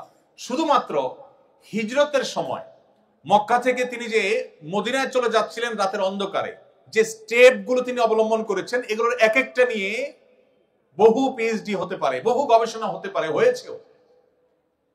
নবী করিম সাল্লাল্লাহু আলাইহি সাল্লামের যে প্ল্যান ছিল, আপনি দেখবেন তিনি মক্কা থেকে হিজরত করে মদিনায় যাবেন, কাউকে বলেননি, কাছের লোকজনকেও বলেননি। মক্কার সমস্ত মুশরিকদের সবগুলো চোখ তার দিকে, কখন তিনি বের হয়। তারা আঁচ করতে পেরেছে যে তিনি যাবেন, কিন্তু তাদের সবার সে চেষ্টাকে ব্যর্থ করে দিয়ে তিনি সাকসেস হয়েছেন, তিনি চলে গেছেন, তার সন্ধান তারা পায়নি। প্ল্যান কি ছিল? দীর্ঘ আলোচনা, আমি সেদিকে খুব বেশি দীর্ঘ আলোচনা যাব না। আপনি যদি লক্ষ্য করেন দেখবেন তিনি যাওয়ার আগে সংবাদ সবার কাছ থেকে তিনি আড়ালে রেখেছেন, কাউকে বলেননি, কাছের লোক, পরিবার লোকদেরকেও বলেননি তিনি কখন যাচ্ছেন। যে বিছানায় তিনি শায়িত ছিলেন, আলী রাদিয়াল্লাহু তাআলা আনহুকে ডেকে এনে ওই বিছানায় শুইয়ে দিলেন, দিয়ে তারপর তিনি চলে গেলেন, যাতে করে তাকে যারা ডিপ মনিটরিং করছে, তখনকার যুগে তো আর বিদ্যুতের আলো ছিল না, এই আলো আধারিতে কেউ একজন বিছানায় শোয়া আছে এটা দেখে তারা যেন ধোকায় পড়ে যায়, তারা যেন মনে করে যে মুহাম্মদ সাল্লাল্লাহু আলাইহি ওয়াসাল্লাম মনে বিছানায় শোয়া আছেন। এই জন্য আলী রাদিয়াল্লাহু তাআলা আনহুকে রাতের গভীরে এনে তার বিছানায় শুইয়ে দিয়ে তিনি বাসা থেকে বের হয়েছেন। তিনি জানতেন যে একটানা মদিনায় তিনি যেতে পারবেন না, তাকে ধাওয়া করা হবে। তিনি পথে একটা স্টেপ নিলেন গারে সৌরে। সেই গারে সৌর, সেখানে তিনি অবস্থানকালীন সময়ে খাবার দাবারের কি ব্যবস্থা হবে সেই ক্যাটারিং সার্ভিসের জন্য তিনি দায়িত্ব দিলেন আবু বকর রাদিয়াল্লাহু তাআলা আনহুর কন্যাকে, এবং তাকে দায়িত্ব দিলেন, তিনি যথারীতি দায়িত্ব পালন করলেন। আবার সেই খাবার কিভাবে পৌঁছানো হবে, মক্কার মুশরিকরা তো ফলো করবে, এই জন্য দায়িত্ব দিলেন আরেকজনকে, ট্রান্সপোর্টের দায়িত্ব। যাকে ট্রান্সপোর্টের দায়িত্ব দেওয়া হলো তাকে পরিকল্পনা বুঝায় দেওয়া হলো, তিনি ছাগলের রাখাল নিয়ে, যিনি খাবার যাবেন তার পেছন থেকে ছাগলের রাখাল নিয়ে একজন যাবেন, যাতে করে তার যে পদচিহ্নগুলো আছে এগুলো ছাগল পায়ে হেঁটে মারিয়ে সেটাকে মিশিয়ে ফেলে, মক্কার মুশরিকরা যাতে আঁচ করতে না পারে পায়ে হেঁটে কোথায় গিয়েছে, গাড়ি সৌরটা ঠিক কোন জায়গায় যেন ধরতে না পারে। এরপরে সেখানে মক্কার মুশরিকদের গতিবিধি জানার জন্য সংবাদদাতা হিসাবে, মিডিয়া হিসাবে আলাদা ডিপার্টমেন্টকে দায়িত্ব দিলেন, তারা সেই সংবাদ তাকে পৌঁছাতো নিয়মিত। এভাবে একটি একটি করে শুধুমাত্র তার হিজরতের প্ল্যান পরিকল্পনা যদি আমরা শুনি তো আমরা অবাক হয়ে যাব যে আজকাল পৃথিবীতে বহু ট্রেনিং, বহু গবেষণা, বহু পড়াশোনা, বহু স্টাডি, বহু উচ্চতর ডিগ্রি নিয়েও মানুষ যে সমস্ত প্ল্যান প্রোগ্রাম করতে পারে না, নবী সাল্লাল্লাহু আলাইহি ওয়াসাল্লাম যেগুলো সেটি করেছেন। সবচেয়ে মজার বিষয় হলো তার 23 বছরের সামগ্রিক জীবনে একটি জায়গা আপনি খুঁজে বের করতে পারবেন না যে তিনি একটা স্টেপ নেওয়ার পরে বলেছেন ও সরি, ভুল হয়ে গেছে, একটাও দেখাতে পারবেন। গাইডেড বাই আল্লাহ সুবহানাহু ওয়া তাআলা। তো আপনি যদি লিডারশিপ চান, সিদ্ধান্ত গ্রহণের বুদ্ধিমত্তা চান, আপনাকে মুহাম্মদ সাল্লাল্লাহু আলাইহি ওয়াসাল্লামকে পাঠ করতে হবে। আপনি যদি সহযোগিতা এবং পরামর্শ ভিত্তিক সমাজ গড়ে তুলতে চান, প্রতিষ্ঠান গড়ে তুলতে চান, আজকে পৃথিবী জনগণের মতামত নিয়ে সরকার গঠন করার কথা বলে। আজকে বিভিন্ন কাজের ক্ষেত্রে কেউ একক সিদ্ধান্ত দেওয়ার পরিবর্তে পরামর্শ ভিত্তিক কাজকে অ্যাপ্রিসিয়েট করে। নবী করিম সাল্লাল্লাহু আলাইহি সাল্লাম এমন সমাজ গঠন করেছেন। আল্লাহ তাআলা কোরআনে কারিমে বলেছেন ও আমরুহুম শুরা বাইনাহুম, তিনি পরামর্শ ভিত্তিক সমাজ গঠন করেছেন। এবং পৃথিবীর ইতিহাসের সর্বপ্রথম দ্বিপাক্ষিক লিখিত চুক্তি ঐতিহাসিক মদিনা সনদ তিনি রচনা করেছেন। তার আগে ভিন্ন মতের মানুষের সাথে সমঝোতা স্মারক, লিখিত সমঝোতা স্মারক পৃথিবীর ইতিহাসে কেউ কখনো রচনা করেনি, তিনি প্রথম করেছেন। নবী করিম সাল্লাল্লাহু আলাইহি সাল্লামের যে লিডারশিপ ছিল, সেখানে যে বিনয় ছিল, তার যে বিনম্রতা ছিল, আপনি দেখতে পাবেন। এক সাহাবী বলেছেন, বাহির থেকে আগত কোনো মানুষ মদিনায় এসে, যখন মুহাম্মদ সাল্লাল্লাহু আলাইহি সাল্লাম মদিনার শাসক, রাষ্ট্রপ্রধান, তখন তাকে খুঁজে পেতে তাদের অনেক সময় বেগ পেতে হতো। মসজিদে তিনি যখন বসা থাকতেন তার অনুসারী, তার সাহাবীদের সাথে, তখন বাহির থেকে আসা আগন্তুকরা অনেক সময় জিজ্ঞেস করতে হতো, মান ফিকুম মুহাম্মদ, তোমাদের মধ্যে মুহাম্মদ লোকটা কে? আপনি একটু কল্পনা করার চেষ্টা করুন, একজন নবী, আমাদের সমাজের কোনো পাতি নেতা না, একজন নবী, একজন রাসূল, যার জন্য তার উম্মতরা জীবন দিতে ঈমানের কারণে বাধ্য, এই রকম অনুসারী। এখন তো পাতি নেতাদের বিপদে হলে তাদের অনুসারীরা তাদের আগে পালাবে, কিন্তু মুহাম্মদ সাল্লাল্লাহু আলাইহি সাল্লামের সেই সাহাবা একরাম যারা তার জন্য জীবন দিতে প্রস্তুত, এই রকম ভক্তদের মধ্যে, এই রকম সাহাবীদের মধ্যে যখন তিনি বেষ্টিত থাকতেন, বসে থাকতেন, বাহির থেকে আসা অচেনা আগন্তুক মানুষ, যিনি ব্যক্তি মুহাম্মদ সাল্লাল্লাহু আলাইহি সাল্লামকে চিনে না, জিজ্ঞেস করতে হতো, মান ফিকুম মুহাম্মদ, তোমাদের তো মুহাম্মদ লোকটা কে? তার বসার বিনয়ের ভাব কেমন ছিল যে তাকে আলাদা করে খুঁজে বের করা যেত না। তার অ্যাটিটিউড দেখে, তার বসার স্টাইল দেখে বিনয় কাকে বলে পৃথিবীকে শিক্ষা দিয়েছেন মুহাম্মদ সাল্লাল্লাহু আলাইহি সাল্লাম। আমাদের সমাজে যে পরিমাণ সভাপতি আর সহসভাপতির বাম্পার ফলন হয়েছিল আপনারা জানেন। রাস্তাঘাটে, বাজারে, বন্দরে যেই কোনো নেতা যদি হেঁটে যান আর সাথে নেতার অনুসারী বা চামচারা থাকে, নেতাকে আর অনুসারীকে এটাকে জিজ্ঞেস করার কোনো দরকার হবে? কেন হবে না? নেতার জামার যে মার, পাঞ্জাবির যে কড়কড়া মড়কড়া মড়মড়া ভাব, নেতার যে হাব ভাব, নেতার যে ওসফোস, নেতার যে স্টাইল, তার যে অহংকার, তার যে অহমিকা, এটা দেখে একটা শিশুরও বুঝতে কষ্ট হবে না যে এখানে নেতাকে আর অনুসারী কি। মুহাম্মদ সাল্লাল্লাহু আলাইহি সাল্লাম বিনয়ের সে দৃষ্টান্ত স্থাপন করেছেন যে অনুসারীদের মধ্যে থেকেও তিনি এমন ভাবে হারিয়ে যেতেন যে তাকে আলাদা করে খুঁজে বের করতে হতো। তার বসার মধ্যে এরকম কোন আজকালকার বিশ্বের নেতাদের মতো কোনো অহংকারী দৃষ্টিভঙ্গি কখনো ছিল না, সেরকম ভাব কখনো ছিল না। আপনি যদি লিডারশিপ শিখতে চান তাহলে আপনাকে মুহাম্মদ সাল্লাল্লাহু আলাইহি সাল্লামকে কেন পাঠ করতে হবে? ভাইরা আমার,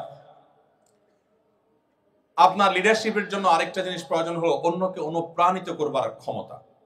অন্যকে অনুপ্রাণিত করবার যে ক্ষমতা মুহাম্মদ সাল্লাল্লাহু আলাইহি সাল্লামের আছে, পৃথিবীর ইতিহাসে কোনো কেউ মানুষকে এত বেশি অনুপ্রাণিত করতে পেরেছেন আমার মনে হয় শুধু মুসলিম নয়, আমার অমুসলিম বন্ধুরাও যদি নিরপেক্ষভাবে বিশ্লেষণ করেন, বিবেচনা করেন, আমার মনে হয় তাদের কাছে দিনে আলামত পরিষ্কার হবে যে মুহাম্মদ সাল্লাল্লাহু আলাইহি সাল্লাম যেভাবে মানুষকে অনুপ্রাণিত করতে পেরেছেন, এতটা অনুপ্রাণিত, এতটা মোটিভেটেড পৃথিবীর ইতিহাসে কেউ কোনোদিন কাউকে করতে পারে নাই।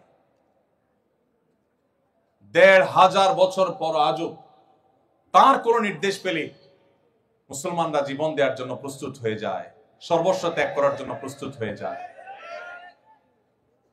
আপনি আর কাকে দেখাতে পারবেন? নেতা বক্তব্য দিয়ে বের হলেই অনুসারীরা ভাঙচুর শুরু করে দেয়। নেতা বের হতে না হতেই নেতার নির্দেশ পায়ের নিচে পিষ্ট করে ফেলে, ভুলে যায় মানবীয় প্রকৃতি, বাস্তবতা। মুহাম্মদ সাল্লাল্লাহু আলাইহি সাল্লাম ১৫০০ বছর আগে কোন কথা বলে গেছেন, ১৫০০ বছর পরও লক্ষ লক্ষ কোটি কোটি মানুষ পেঠা সেটাকে পুঙ্খানুপুঙ্খ রূপে বাস্তবায়ন করবার জন্য জীবন বাজি দিতে পর্যন্ত প্রস্তুত। আপনি যদি পৃথিবীকে মোটিভেটেড করতে চান, আপনি যদি আপনার জাতিকে জাগ্রত করতে চান, আপনি যদি আপনার জাতির লিডারশিপের দায়িত্ব নিতে চান, মুহাম্মদ সাল্লাল্লাহু আলাইহি সাল্লামের জীবনী চর্চার কোনো বিকল্প আপনার সামনে পথ খোলা নেই। সম্মানিত উপস্থিতি, আপনি যদি ঐক্যবদ্ধ করতে চান আপনার জাতিকে, বিশ্ব মানবতাকে, আপনি যদি মানুষের প্রচেষ্টাগুলোকে একত্র করতে চান, সেক্ষেত্রে আপনাকে সিরাত চর্চা করতে হবে। আল্লাহ রাব্বুল আলামিন কোরআনে কারিমে একাধিক জায়গায় বলেছেন নবী সাল্লাল্লাহু আলাইহি সাল্লামের অবদানের কথা। বিশ্ব মানবতার প্রতি তার যে সমস্ত অবদানগুলো ছিল, এর মধ্যে থেকে অন্যতম অবদান ছিল তিনি মানব জাতিকে কখনো বিভক্ত করেননি, ঐক্যবদ্ধ করার চেষ্টা করেছেন। যারা তার ধর্ম অনুসরণ করে নেই, যার কথা মানে নাই, তাদেরকেও শান্তিপূর্ণভাবে সমাজে বসবাস করবার অধিকার তিনি এমন ভাবে বাস্তবায়ন করেছেন। অন্য ধর্মাবলম্বী যারা মুসলমানদের সাথে শান্তিপূর্ণ সহাবস্থানে বিশ্বাসী, যারা মুসলমানদের সাথে নানাভাবে নানা চুক্তিতে তারা আবদ্ধ, সেই রকম অন্য ধর্মাবলম্বীদের কাউকে যদি হত্যা করে কোনো মুসলমান, মুসলমান হত্যা না, কোনো অমুসলমানকে যদি এভাবে হত্যা করে, নবী করিম সাল্লাল্লাহু আলাইহি সাল্লাম সেই মুসলমানকে শাসিয়েছেন, সতর্ক করেছেন যে সে যত ভালো কাজ করুক, যত নেকামল করুক না কেন, জান্নাতের গ্রাণ পর্যন্ত সে মুসলমান পাবে না। নবী করিম সাল্লাল্লাহু আলাইহি সাল্লাম সে আদর্শ আমাদেরকে দিয়েছেন, যে আদর্শের বর্ণনা আল্লাহ কোরআনে বর্ণনা করেছেন। যে সমস্ত অন্য ধর্মাবলম্বী মুসলমানেরা তোমাদেরকে যুদ্ধ চাপিয়ে দেয়নি, তোমাদের দেশ থেকে বের করে দেয়নি, শান্তিপূর্ণ সহাবস্থান করছে, অন্য ধর্মের মানুষ কিন্তু তোমার সাথে শান্তিপূর্ণ সহাবস্থান করছে। লা ইয়ানহাকুমুল্লাহু আনিল্লাযীনা লাম ইউকাতিলুকুম ফিদ-দীন ওয়া লাম ইখরিজুকুম মিন দিয়ারিকুম আন তাবাররুহুম ওয়া তুকসিতু ইলাইহিম, তাদের প্রতি সদাচরণ করতে, ভালো আচরণ করতে, ন্যায়নিষ্ঠ আচরণ করতে আল্লাহ তোমাদের বাধা দেয় না, বরং ইন্নাল্লাহা ইউহিব্বুল মুকসিতিন, সেই অমুসলিমদেরকে, অন্য ধর্মাবলম্বীদের প্রতি ন্যায়নিষ্ঠ আচরণকারীদেরকে আল্লাহ তাআলা ভালোবাসেন। আজ সংখ্যালঘুদের অধিকারের কথা শুনবেন। যারা আমাদের সকাল বিকালে সবকটা দেয় যে সংখ্যালঘুদের ব্যাপারে আমাদের দায়িত্বশীল হতে হবে, তাদের দেশগুলোতে আপনি দেখবেন সংখ্যালঘুরা সবচেয়ে বেশি নির্যাতিত। মুসলমানরা সব যে একেবারে পবিত্র দুধের দোয়া বা সবাই যে বলে উঠবে, আমি তা বলছি না, কিন্তু ইসলাম সেই ধর্ম, যেই ধর্ম অন্য ধর্মাবলম্বী বা ভিন্ন মতের মানুষদেরও বেঁচে থাকা শুধু নয়, সম্মানজনকভাবে বেঁচে থাকা, তাদের অধিকার ব্যাপারে আমাদেরকে সতর্ক করেছে। এই জন্য আপনি দেখবেন মুহাম্মদ সাল্লাল্লাহু আলাইহি সাল্লামের শুধু আচরণের কারণে অজস্র অমুসলিমেরা ইসলামের ছায়া তুলে এসেছে। ভাইরা আমার, আপনি যদি আপনার জাতিকে ঐক্যবদ্ধ করতে চান, আমি আপনাকে অনুরোধ করব আপনি আউস এবং খাজরাজের ঐক্যবদ্ধ হওয়ার ইতিহাসটা কোরআন থেকে একটু পড়ে নেবেন। আল্লাহ রাব্বুল আলামিন কোরআনে সেটি উল্লেখ করেছেন যে আউস এবং খাজরাজ দুটি গোত্র মদিনার, তারা পরস্পরের মধ্যে যুদ্ধে লিপ্ত ছিল যুগ যুগ ধরে।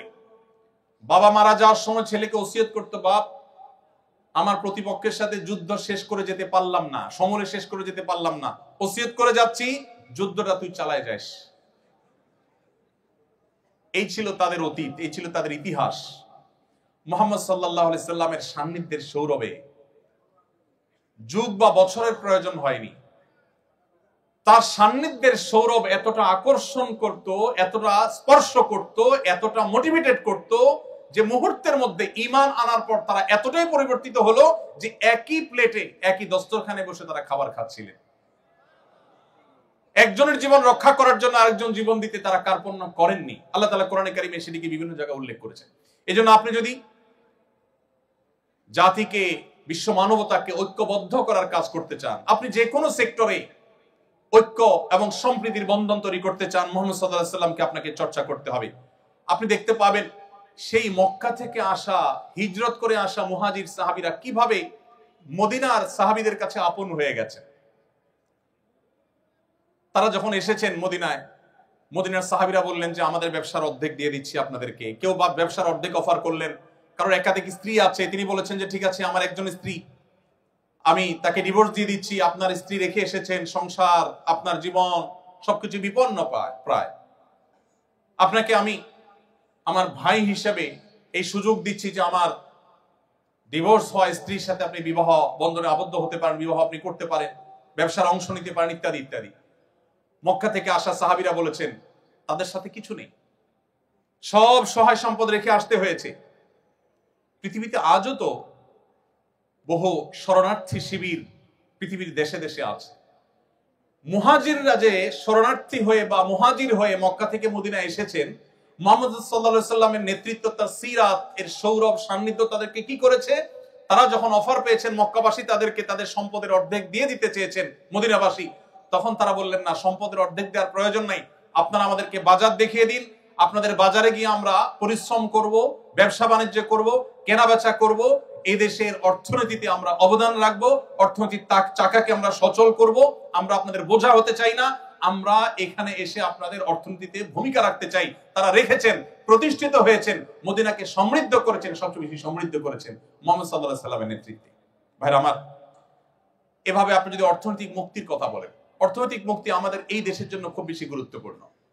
ভাইরা আমার, আপনারা জানেন আমাদের একটা কালভার, একটা ব্রিজ, এটা করতে হলে বিদেশের দিকে তাকাইতে হয়। তারা আমাদেরকে কিছু টাকা পয়সা দেয়, লোন দেয়, আল্লাহর হস্তে না, লোন দেওয়ার পর সাথে 10টা-20টা শর্ত দিয়ে দেয়। লোন দেয় ব্রিজ করার জন্য, শর্ত দেয় আমার পাঠ্য বইয়ে আমার ছেলে মেয়েকে কি পড়াতে হবে সে বিষয়। লোন দেয় তারা আমাদের অবকাঠামো উন্নয়নের জন্য, শর্ত দেয় এদেশের মুসলিম, হিন্দু, খ্রিস্টান, বৌদ্ধ সকল ধর্মের মানুষের ধর্মীয় মূল্যবোধ পরিপন্থী বিষয়কে সমাজে পুশ করাবার জন্য। ভাইরা আমার, এই সুযোগ তারা এই জন্য পায় যে আমরা অন্য অনেক দিক থেকে বাহ্যিক মুক্তি লাভ করলে অর্থনৈতিক মুক্তি আমাদের হয়নি। আপনি যদি অর্থনৈতিক মুক্তি লাভ করতে চান, কিভাবে? খালি হাতে মক্কা থেকে আসা হাজার হাজার অগণিত মুহাজির সাহাবীদের কিভাবে সমৃদ্ধ করেছেন নবী সাল্লাল্লাহু আলাইহি ওয়াসাল্লামের বলিষ্ঠ নেতৃত্ব, তার প্ল্যান, কিভাবে মদিনার সমাজকে প্রতিষ্ঠিত করতে ভূমিকা রেখেছেন, আপনার তাকে অনুসরণ করতে হবে। মুহাম্মদ সাল্লাল্লাহু আলাইহি সাল্লাম মুহাজির এবং আনসারদের মধ্যে যে ভ্রাতৃত্বের বন্ধন তৈরি করেছেন, তার একটি ঘটনা বলে আমি শেষের দিকে যাব। নবী করিম সাল্লাল্লাহু আলাইহি সাল্লাম একবার শুনতে পেলেন দুজন সাহাবী, একজন মুহাজির, একজন আনসার, একজন মদিনার মানুষ, একজন মক্কা থেকে আসা মানুষ, কোন একটা বিষয় নিয়ে মানুষ হিসাবে বাদানুবাদ হয়েছে, পানি তোলা নিয়ে সম্ভবত বাদানুবাদ হয়েছে। তো একজন তার স্বজাতিকে ডেকে বলেছেন, হে আমার স্বজাতি ভাইয়েরা, ধরুন মুহাজির ভাইয়েরা, তোমরা কোথায় আছো, আসো, আমার সাথে এর গন্ডগোল লাগছে। অনেক সময় লাগে না এরকম যে এলাকা ধরে টান দেয় মানুষ? নবী করিম সাল্লাল্লাহু আলাইহি সাল্লাম এই ডাক শুনে অত্যন্ত রাগান্বিত হয়ে গেলেন। তিনি সহজে যেন তেন ভাবে রাখতেন না, তিনি রেগে গেলেন। এখন রাগান্বিত হয়ে তিনি তার স্বভাব সুলভ ভঙ্গিতে তিনি বললেন, দাউহা মালি আরা দাওয়াল জাহিলিয়া, ইসলাম পূর্ব জাহিলি বর্বর যুগের আরবদের যে গোত্রপ্রীতি, গোত্রভক্তি তাদেরকে অন্ধত্ব নিয়ে যেত এবং মারামারি কাটাকাটিতে লিপ্ত করত, সে ডাক আমি কেন শুনতে পেলাম? দাউহা ফাইন্নাহা মুনতিনা, তোমরা এই বিভেদের ডাক, বিচ্ছেদের ডাক, এটা পরিহার করো, এটা দুর্গন্ধযুক্ত, ঐক্যবদ্ধ থাকো। এরকম গোত্রভিত্তিক ডাক এবং অ্যাসোসিয়েশন করে পরস্পরের বিরুদ্ধে লেগে যাওয়া, নবী সাল্লাল্লাহু আলাইহি সাল্লাম সেটাকে অত্যন্ত চমৎকারভাবে দমন করেছেন এবং সম্প্রীতির যে উজ্জ্বল উদাহরণ তিনি স্থাপন করেছেন, পৃথিবীর ইতিহাস সেটি করে দেখাতে পারবেন। আপনি সাহাবীদের ইতিহাস যদি পড়েন, কিভাবে আউস খাজরাজ সহ আরো বহু আপনার বিবাদমান এবং মত পার্থক্যে থাকা জাতিগুলো কিভাবে ঐক্যবদ্ধ হয়েছে একটা প্রাচীরের মতো, মুহাম্মদ সাল্লাল্লাহু আলাইহি ওয়াসাল্লামের সিরাত আপনি চর্চা করলে দেখতে পাবেন। সমস্ত সম্প্রদায়ের মধ্যে কিভাবে ন্যায্যতা প্রতিষ্ঠা করতে হয়, খোদ ইহুদিদের সাথে চুক্তি করার পর তাদের প্রতি যেন কোনো অবিচার না হয়, তাদের প্রতি যেন কোনো জুলুম না হয়, তার সর্বোচ্চ চেষ্টা তিনি করেছেন এবং সফল তিনি হয়েছেন।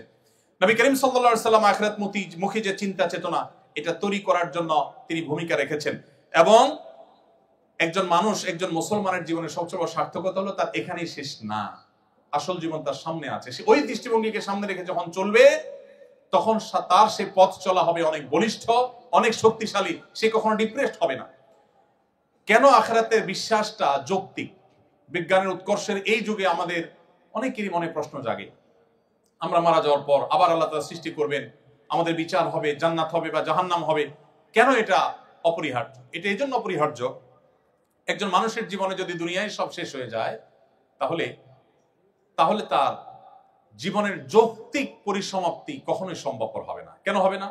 ধরুন একজন মানুষ সারা জীবন জুলুমের শিকার হয়েছেন, সারা জীবন জুলুমের শিকার হয়েছেন, হতে পারে না যে তিনি আদালতে গেছেন সেখানে ন্যায় বিচার পান নাই, সামহাও ন্যায় বিচার পান নাই, হয়তো তিনি নিজের বিষয়টা তুলে ধরতে পারেন নাই, যেভাবে হোক তিনি ন্যায় বিচার থেকে বঞ্চিত হয়েছে। এই লোকটা যদি মারা যান তাহলে তার এই সমাপ্তি কাঙ্ক্ষিত সমাপ্তি না। কিন্তু একজন ইমানদার আখিরাতে বিশ্বাসী মানুষ, তিনি মনে করেন, তিনি জানেন, মনে প্রাণে বিশ্বাস করেন, দৃঢ় বিশ্বাস আছে যে তার এই মৃত্যুর পর আল্লাহর সামনে দাঁড়াতে হবে। দুনিয়ার কোথাও যদি তিনি সুবিচার না পান, কোনো টেনশন নাই, আল্লাহ তাআলা বিচার করবেনই করবেন। দুনিয়ার সব জায়গায় যদি ঠকে যান, তার টেনশনের কোনো কারণ নাই, তিনি সবকিছু সহ বুঝে পাবেন। দুনিয়ার সব জায়গায় তো নিগৃহীত থাকেন, আল্লাহর কাছে নিগৃহীত হবেন না। এই যে আখিরাতের প্রতি বিশ্বাসের যৌক্তিকতা, প্রয়োজনীয়তা, এটা মানুষের জীবনের যৌক্তিক পরিসমাপ্তি, পরিসমাপ্তি এবং এন্ডিং দিকে মানুষকে নিয়ে যায়। মুহাম্মদ সাল্লাল্লাহু আলাইহি ওয়াসাল্লামের সিরাত পাঠ করলে আপনি সেই যাত্রা এবং সেদিকে আপনি যেতে পারবেন। ভাইরা আমার, এর ফলশ্রুতিতে আপনার ইবাদত এবং কর্মের মধ্যে অপূর্ব সমন্বয় এবং ভারসাম্য আপনি সৃষ্টি করতে পারবেন। দায়িত্ববোধ এবং জবাবদিহিতার চেতনা তৈরি হবে। যে আল্লাহর প্রতি বিশ্বাস করে, আখিরাতের প্রতি বিশ্বাস করে, তার ভিতরে আখিরাতের প্রতি জবাবদিহিতার বোধ তাকে সবসময় মনিটরিং করে, সে কখনো ভুল পথে পরিচালিত হতে পারে না।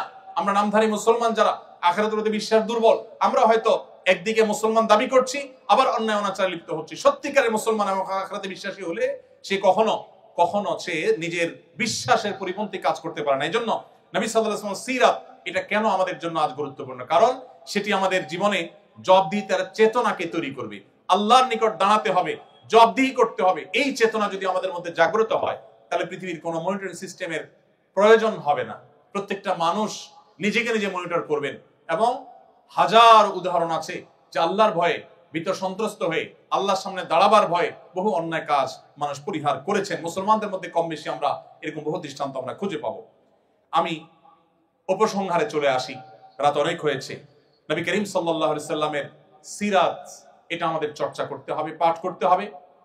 এমনকি যদি আমার কোন অন্য ধর্মাবলম্বী বন্ধু থাকেন, তিনিও সত্যানুসন্ধানী হলে কিভাবে একজন মানুষ এত অল্প সময়ে তার মিশনকে সাকসেস করে গেছে, এত বাধা মাথায় নিয়ে এসে সবচেয়ে দ্রুততার সাথে সাফল্যের শেখরে পৌঁছেছেন কিভাবে, তার সম্পর্কে জানার কৌতূহল একজন মানুষ হিসেবে আপনার মধ্যে জাগা উচিত। আর মুসলমান হিসেবে, নবী সাল্লাল্লাহু আলাইহি ওয়াসাল্লামের উম্মত হিসেবে আমাদের মধ্যে জাগা আরো বেশি কর্তব্য এবং গুরুত্বপূর্ণ। এজন্য আমি আজকের এই সেমিনারে আপনাদের প্রতি উদাত্ত আহ্বান রাখতে চাই। নবী করিম সাল্লাল্লাহু আলাইহি ওয়াসাল্লামের সিরাত, তার জীবন চরিত শুরু থেকে শেষ পর্যন্ত, তার পৃথিবীতে আবির্ভাবের আগের বিশ্ব পরিস্থিতি থেকে নিয়ে পৃথিবীকে তিনি যেই জায়গায় রেখে গেছেন, এই পুরো সময়টুকুকে পাঠ বরং পুনর্পাঠ, বারবার পাঠ করার জন্য আমি উদাত্ত আহ্বান আপনাদেরকে রাখতে চাই। আত্মশুদ্ধি, উন্নত চরিত্র গঠন, সুন্দর সমাজ গঠন, আমাদের সার্বিক মুক্তি এবং আমাদের সার্বিক সাফল্যের জন্য সিরাত চর্চার কোনো বিকল্প পথ আমাদের সামনে খোলা নেই। আজও পৃথিবীতে যত মানুষ ইসলামের ছায়াতলে আসেন, তারা নবী করিম সাল্লাল্লাহু আলাইহি ওয়াসাল্লামের সিরাত পাঠ করে মুগ্ধ হয়ে অথবা কোরআন পাঠ করে মুগ্ধ হয়ে তারা ইসলামের পথে আসেন। নবী করিম সাল্লাল্লাহু আলাইহি ওয়াসাল্লামের জীবদ্দশায়ও যারা ইসলামের ছায়াতলে এসেছেন, আপনি তাদের জীবনী চর্চা করলে দেখবেন যে এক একজন নবী সাল্লাল্লাহু আলাইহি ওয়াসাল্লামের চরিত্র মাধুর্য দেখে, তার জীবন ইতিহাসে মুগ্ধ হয়ে তারা ইসলামের ছায়াতলে এসেছেন। অতএব সিরাত চর্চা করার জন্য আপনাদেরকে আমি উদাত্ত আহ্বান করতে চাই। সিরাত চর্চার জন্য বছরে বা কালে ভদ্রে একটি বা দুটি সিরাত সেমিনার আয়োজন করা যথেষ্ট নয়। কমপক্ষে 3টি সিরাত গ্রন্থ আমি আপনাকে অনুরোধ করব আপনি কিনবেন এবং এটিকে পড়বেন, শুরু থেকে শেষ পর্যন্ত পড়বেন। সম্ভব হলে পাঠচক্র, গ্রুপ স্টাডি করবেন এবং পরিবারের সদস্যদেরকে নিয়ে যদি পাঠ করতে পারেন সেটি আরো ভালো। আমি আপনাকে আল্লাহর উপরে ভরসা রেখে একটি নিশ্চয়তা দিতে চাই, সেটি হলো আপনি নবী সাল্লাল্লাহু আলাইহি ওয়াসাল্লামের সিরাত শুরু থেকে শেষ পর্যন্ত যদি জানতে পারেন, যেটি বলছিলাম তার আবির্ভাবের আগের পৃথিবী এবং তিনি পৃথিবীকে যে জায়গায় রেখে গেছেন, এই পুরোটুকুকে যদি আপনি অধ্যয়ন করতে পারেন, তাহলে আপনার সিরাত পাঠের আগের ঈমান আর সিরাত পাঠের পরের ঈমানের মধ্যে আকাশ এবং পাতাল তফাত এবং পার্থক্য আপনি নিজে অনুভব করবেন ইনশাআল্লাহ। আমি সেজন্য আপনাদেরকে আল্লাহ তাআলার যে নির্দেশনা, যেটিতে আমি শুরু করেছিলাম, সেটি বলে আমি শেষ করতে চাই। আল্লাহ রাব্বুল আলামিন বলেছেন, লাকাদ কানা লাকুম ফি রাসূলিল্লাহি উসওয়াতুন হাসানা, তোমাদের জন্য আল্লাহর রাসূলের জীবনীতে রয়েছে সর্বোত্তম অনুপম আদর্শ, তুলনাহীন আদর্শ, যার কোনো তুলনা কারোর সাথে চলে না, সেটি রয়েছে মুহাম্মদ সাল্লাল্লাহু আলাইহি ওয়াসাল্লামের জীবনীতে। আল্লাহ তাআলা শুধু আমাদেরকে কোরআন দেননি, তিনি কোরআন ব্যাখ্যা করবার জন্য, বিশ্লেষণ করবার জন্য রাসূল দিয়েছেন। তিনি চাইলে জিবরিলকে দিয়ে কাবার ছাদে আসমান থেকে কোরআন পাঠিয়ে দিতে পারতেন অলৌকিকভাবে। মক্কার মুশরিকদের বুঝতে সুবিধা হতো যে আল্লাহর তরফ থেকে অলৌকিকভাবে এসেছে। তিনি তার রাসূল সাল্লাল্লাহু আলাইহি সাল্লামকে দিয়ে আমাদেরকে কোরআনের নির্দেশগুলোর বাস্তব উদাহরণ আমাদের সামনে স্থাপন করেছেন। সর্বশেষ একটি দৃষ্টান্ত দিয়ে আমি শেষ করছি, সেটি হলো ডক্টর খন্দকার আব্দুল্লাহ জাহাঙ্গীর রাহিমাহুল্লাহর নাম আপনারা শুনেছেন, ইসলামী বিশ্ববিদ্যালয়ের কুষ্টিয়ার প্রফেসর ছিলেন। স্যার একটি উপমা দিতেন অত্যন্ত চমৎকার। স্যার বলতেন, আমরা যে ফোন ব্যবহার করি, এই মোবাইলগুলো সাধারণত দুই প্রকার। কিছু আছে যেগুলো আমরা বাটন ফোন বলি, যেগুলোতে নেট ইউজ করা যায় না, ক্যামেরা থাকে না, ইত্যাদি ইত্যাদি। এই বাটন ফোন। আরেকটা হলো স্মার্টফোন। স্যার বলতেন, আল্লাহ রাব্বুল আলামিন মানুষকে সৃষ্টি করেছেন স্মার্টফোনের মতো করে, আর অন্য যত প্রাণী আছে সব প্রাণীকে সৃষ্টি করেছেন বাটন ফোনের মতো করে। বাটন ফোনের মধ্যে যেই ক্যালকুলেটর দেওয়া আছে ওইটা পরিবর্তন করা যায় না। যেই ফোন বুক দেওয়া আছে, যা যা দেওয়া আছে তাতেই থাকে। গেমস যেগুলো দেওয়া আছে, নতুন করে আর কোনো গেম সেখানে ডাউনলোড করা যায় না, ফিক্সড যা যা দেওয়া আছে তা। আর স্মার্টফোনের মধ্যে, দামি দামি স্মার্টফোনগুলোতে আপনাকে একটা প্লে স্টোর, অ্যাপ স্টোর দেওয়া থাকবে। আপনি ক্যালকুলেটর কোন ডিজাইনেরটা নামাবেন, কোন অ্যাপটা নামাবেন, কোন গেমসটা ডাউনলোড করবেন, কোনটা সেট করবেন, এটার চয়েস আপনার হাতে দেওয়া হয়েছে। আপনি চাইলে আপনার সুবিধা মতো, পছন্দ মতো অ্যাপ আপনি নামায় নিতে পারেন। অন্যান্য প্রাণীকে এই অপশন দেওয়া হয়নি, তারা বাটন ফোনের মতো। একটা হাঁস, একটা মোরগ, একটা গরু, একটা ছাগল, অন্যান্য প্রাণী, আল্লাহ রাব্বুল আলামিন তার ভিতরে যা দেওয়া সব বিল্ট ইন দিয়ে দিয়েছেন। সব সেট আপ আগে থেকে আছে, নতুন কিছু ঢুকাবার সুযোগ নেই। এজন্য পশু পাখি, অন্যান্য প্রাণী, তারা চাইলেও মানুষের মতো জ্ঞানে, বিজ্ঞানে, বুদ্ধিতে, মেধায় তারা তাদের যোগ্যতার স্বাক্ষর রাখবার অপশনই নেই। আল্লাহ তাআলা সেট করে দিয়েছেন যে হাঁস সে পানিতে ভাসবে। এজন্য জন্মের পরপরই দেখবেন হাঁস পানিতে ভাসতে পারে, তাকে শেখাতে হয় না। মানুষের সন্তানকে হাঁটা শেখাতে হয়, পশু পাখিকে হাঁটা শেখাতে হয় না। তাকে যে জন্য সৃষ্টি করা হয়েছে, ওই যে বাটন ফোনের মতো সবকিছু বিল্ট ইন দেওয়া আছে, অটোমেটিক ওইটা থাকবে, কাজ করবে, নতুন কিছু সেখানে ঢুকবে না। কিন্তু মানুষকে যেহেতু আল্লাহ তাআলা স্মার্টফোনের মতো তৈরি করেছেন, ব্ল্যাঙ্ক ব্রেন দিয়ে দিয়েছেন, চোখ দিয়ে দিয়েছেন, অপশন দিয়ে দিয়েছেন, সে তার চয়েস মতো অপশন বা অ্যাপগুলোকে সে নিজের ভিতর ঢোকাতে পারে। কেন মুহাম্মদ সাল্লাল্লাহু আলাইহি সাল্লামের জীবনী চর্চা প্রয়োজন? কারণ আল্লাহ তাআলা আমাদেরকে স্মার্টফোনের মতো তৈরি করেছেন। সো আমরা যদি ভালো কিছু আমাদের ভিতরে ধারণ করি, তাহলে তার রিফ্লেক্ট আমাদের জীবনে পড়বে। আমরা যদি ভুল কিছু ধারণ করি, তার রিফ্লেক্ট আমাদের মধ্যে পড়বে। এজন্য আমাদের এই জীবনকে আলোকিত করবার জন্য, সমৃদ্ধ করবার জন্য আমাদের জীবনের পদে পদে মুহাম্মদ সাল্লাল্লাহু আলাইহি সাল্লামকে পাঠ করতে হবে, তাকে ডাউনলোড করতে হবে, তাকে ধারণ করতে হবে এবং তাকে চয়েস করতে হবে। কারণ মানুষ অনুসরণ প্রিয়, কাউকে না কাউকে সে অনুসরণ করে, কারণ না কারণ দ্বারা সে প্রভাবিত হয়। আপনি যদি সর্বশ্রেষ্ঠটাকে ডাউনলোড করেন, আপনার ভেতরে ধারণ করেন, তাহলে আপনার জীবন আলোকিত হবে, সুন্দর হবে, সমৃদ্ধ হবে। আপনার আলো দ্বারা আলোকিত করতে পারবেন আপনার সমাজকে, আপনার আশপাশকে, বিশ্ব মানবতাকে, আপনার প্রিয় স্বদেশকে। আল্লাহ রাব্বুল আলামিন আমাদের সবাইকে সিরাতে রাসূলের আলো দ্বারা আলোকিত হওয়ার তৌফিক দান করুন। সিরাতের আলো, রাসূলের রিফ্লেকশন যেন আমাদের জীবনের পরতে পরতে হয়, পদে পদে হয়, আল্লাহ তাআলা সেই তৌফিক আমাদেরকে দান করুন। আমরা যেন মুহাম্মদ সাল্লাল্লাহু আলাইহি সাল্লামের উম্মত হিসেবে নিজেদেরকে স্বীকার করছি, দাবি করছি, আমরা যেন বুঝে শুনে তার উম্মত হই, আমরা যেন পড়ে শুনে তার উম্মত হই, স্টাডি করে চর্চা করে তার উম্মত হই। তার উম্মত হওয়ার এই গৌরব যেন সত্যিকারের গৌরবের পরিণত হয়, সেজন্য প্রয়োজনীয় পদক্ষেপ গ্রহণ করা, আমাদের জীবনের প্রত্যেকটা ক্ষেত্রে সিরাতকে জানা এবং আমাদের জীবনে, আমাদের সমাজে, আমাদের পরিবারে, রাষ্ট্রে সর্বত্র যেন এস্টাবলিশ করার তৌফিক আল্লাহ তাআলা দান করেন। সেজন্য সেই দোয়া রব্বে কারীমের কাছে ব্যক্ত করে শেষ করছি। জাযাকুমুল্লাহু খায়রা। আসসালামু আলাইকুম ওয়া রাহমাতুল্লাহি ওয়া বারাকাতুহু। আস-সুন্নাহ ফাউন্ডেশন, উম্মার স্বার্থে, সুন্নাহর সাথে।